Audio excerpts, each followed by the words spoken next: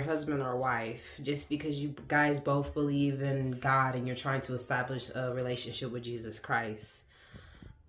I've dated plenty of people and had relationships with plenty of people who claim that they believe in God or have some type of relationship with Jesus Christ just to like willfully and sin and try to justify it even though they know that it's bad. And I look, get it that we're not perfect people.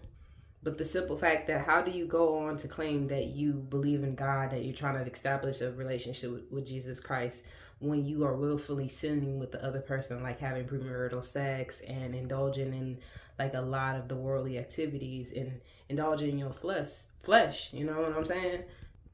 I don't get how some now this might ruffle some feathers, but like, not trying to be like not trying to like sound like a feminist or anything, but I've had like plenty of so-called Christian men telling me that um uh they're supposed to be the leaders in the relationship, but they're not leading me to Christ.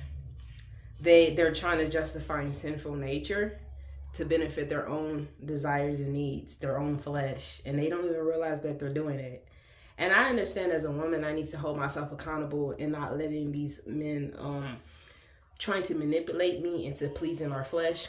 But at the end of the day, if you're supposed to be the man of the house and the leader of the relationship and all this stuff, then you're supposed to lead that woman into salvation, not try to justify your fleshly desires and behaviors to benefit you in that relationship, such as having premarital sex and all of that stuff. So I understand that we women need to hold ourselves accountable as well, but I also think that men should have more of a higher expectations because you claim you are the leaders. Well, if you are the leaders, then you're supposed to allow Christ to lead you first and then lead your woman instead of just always holding her accountable. Yeah, we got to hold ourselves accountable too, but as the man of the relationship, you're supposed to also be a man of God as well.